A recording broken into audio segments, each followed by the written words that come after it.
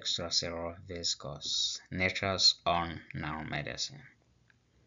Dear audience, what if drugs could cross biological barriers, deliver cargo into disease tissues, carry proteins, RNA, DNA, and drugs, reduce systemic toxicity, mimic natural cell communication? This would have multiple potential applications. These include cancer, Alzheimer's disease, inflammation, degenerative medicine, and precision delivery. Indeed, over 170 intervention clinical trials are evaluating EV-based therapy worldwide. Okay, what if I told you the future of medicine was literally hiding in cellular trash? I know, it sounds like pure science fiction, right? But the most exciting breakthrough in modern therapeutics isn't some fancy synthetic chemical. No, it's actually a microscopic biological garbage bag that we just completely ignored for decades. Welcome to this explainer. Today we're taking this fascinating journey from basic microbiology straight to the cutting edge of global biotech. We're looking at a medical miracle that is actively rewriting the rules of how we heal the human body. We're talking about the extracellular vesicle revolution. Now, if you follow the biotech space at all, you know the drill. Delivering drugs directly into the exact cells that need them without completely wrecking the rest of the body has basically been the ultimate holy grail. Well, today we're going to look at the data, the clinical trials, and the absolute engineering marvels making this a reality through extracellular vesicles, or EVs. Okay, let's dive right into this. Here's our roadmap for today. First, we'll meet the extracellular vesicle. Second, we'll compare natural versus engineered vehicles.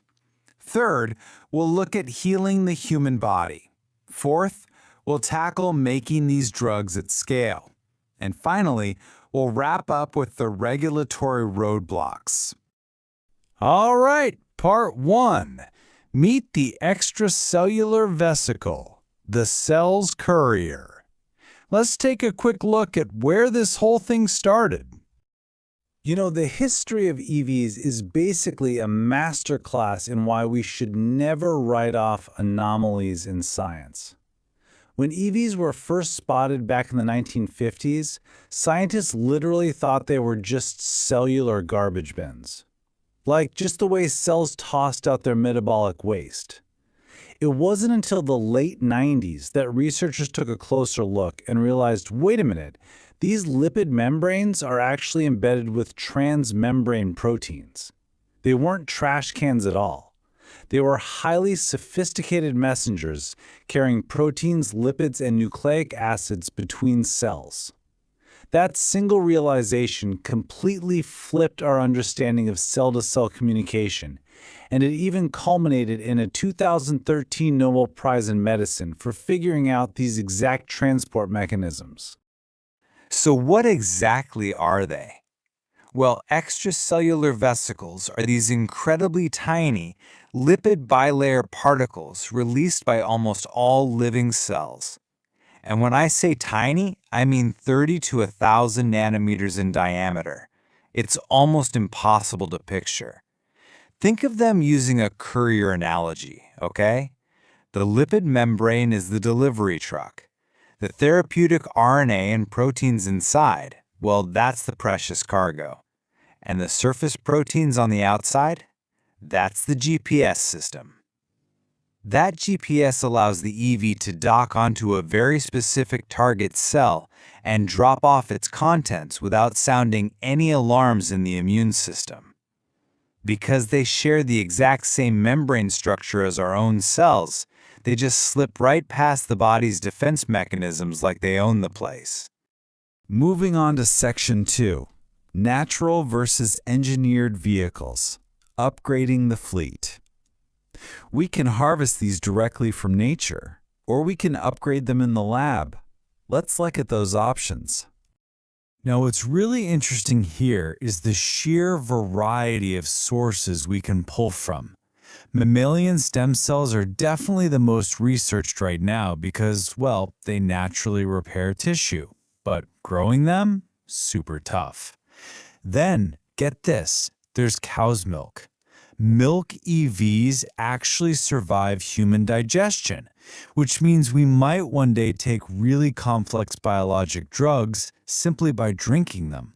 How wild is that? Finally, plants like ginger or cabbage are incredibly cheap and abundant to source.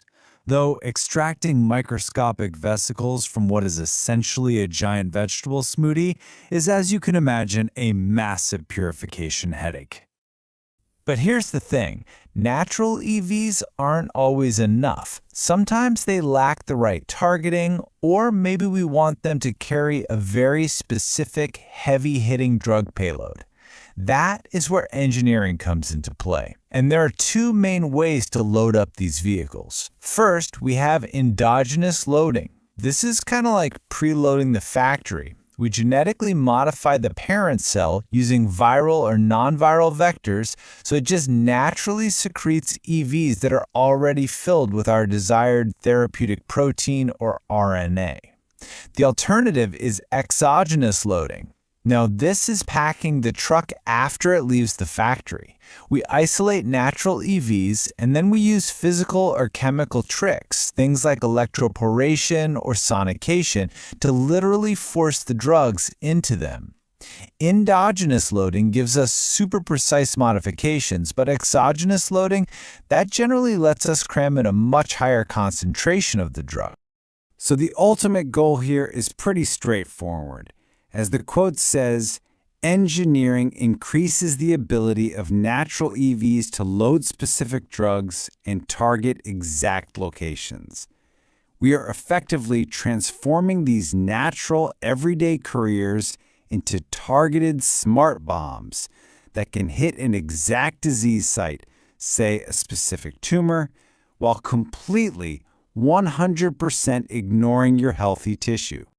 Which brings us to Section 3, Healing the Human Body, the Battlefield. This is where the biology is actually saving lives out there.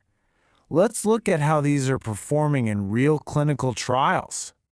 Right now, out of 117 interventional clinical trials targeting everything from autoimmune diseases to oncology, a massive 61% rely on mesenchymal stem cell-derived EVs. So why is that? It's because MSCs naturally create this perfect little microenvironment for tissue repair and regeneration. And researchers have recently had this aha moment. It's not the stem cells themselves doing the magic. Nope, it's the EVs they secrete doing the heavy lifting. They're acting like tiny mechanics, regulating and repairing cellular pathways all on their own.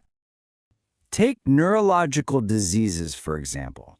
Traditional drugs notoriously failed to treat conditions like Alzheimer's for one simple reason. They just cannot cross the blood-brain barrier. It's a fortress. But EVs, they can. In preclinical and clinical studies, EVs are successfully crossing right into the brain. They're reducing the deposition of toxic amyloid beta proteins, calming down inflammatory astrocyte activation, and actually promoting neural regeneration. In fact, the FDA just recently cleared an investigational new drug application for unmodified neural cell EVs specifically for these neuroprotective effects. That is an absolutely massive milestone. Then we have severe acute inflammatory diseases. Think about things like acute respiratory distress syndrome, or ARDS, which we saw a lot with COVID-19. When the lungs are just shutting down due to massive inflammation, EV therapies have shown some seriously striking success. There was a recent phase 2 clinical trial for a drug called ExoFlow. patients hospitalized with moderate to severe ARDS saw an absolute risk reduction of 30.8% in 60-day mortality. And if you look at the 18 to 65-year-old subgroup, that mortality reduction jumped to an incredible 41.9%. EVs loaded with specific proteins like CD24 are literally shutting down fatal lung inflammation right in its tracks. And this brilliantly illustrates the potential we're seeing in oncology. Look, traditional chemo is essentially a carpet bombing approach, right? It kills healthy and cancerous cells alike. But engineered EVs are guided missiles. We can attach targeting GPS right to the EV's surface to deliver heavy-hitting payloads, like CRISPR gene editing or chemo, only to the cancer cells.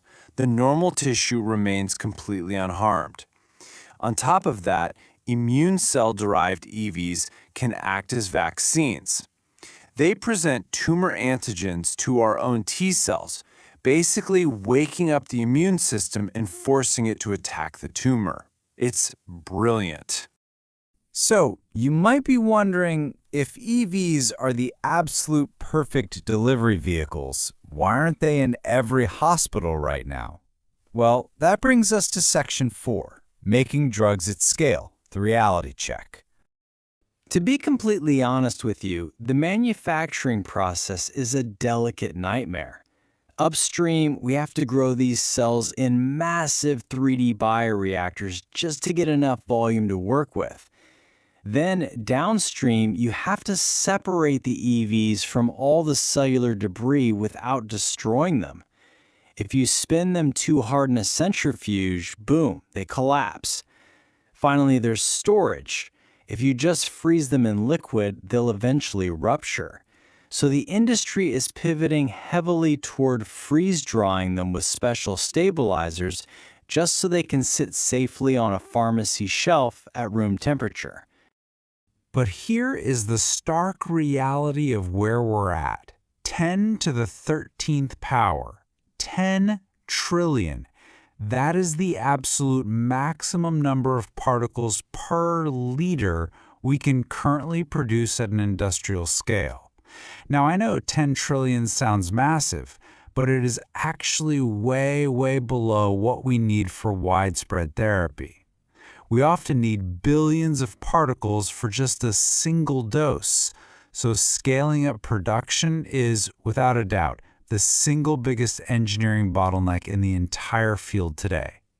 And because it's so incredibly hard to purify them at scale, quality control naturally suffers. When you manufacture a drug, batch A needs to be completely identical to batch B. But EVs naturally vary in size and shape, even when they're secreted by the exact same cell. Trying to prove that perfect textbook consistency to government regulators is unbelievably difficult right now.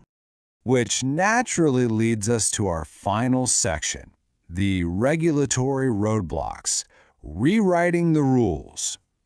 This is the ultimate dragon that must be slain before these therapies can hit the mainstream market. So, the crucial point here is that we're essentially operating in a legal vacuum. Think about it. Are these biological products or are they gene therapies? Currently, global health authorities like the FDA and EMA have almost no EV-specific technical guidelines. And then think about tracking the drug once it's in a patient. Every single human body is already flooded with billions of our own natural EVs. Trying to track a specific engineered EV drug against our body's massive natural background noise, that is a monumental hurdle for conducting safety studies. But here's the bottom line. The science is undeniably working. The clinical trials are out there saving lives as we speak. But the manufacturing and regulatory frameworks are just desperately trying to play catch-up to the biology. We are standing right on the precipice of a brand new era of medicine, one where we hijack the cell's own mail delivery system to cure the incurable. So the question I want to leave you with is this: how quickly can we rewrite the rules of medicine to unlock this cellular future? Thanks for joining me on this explainer. I hope this helped clarify exactly why extracellular vesicles are the most exciting space in biotech today. Keep learning, and I'll catch you on the next one.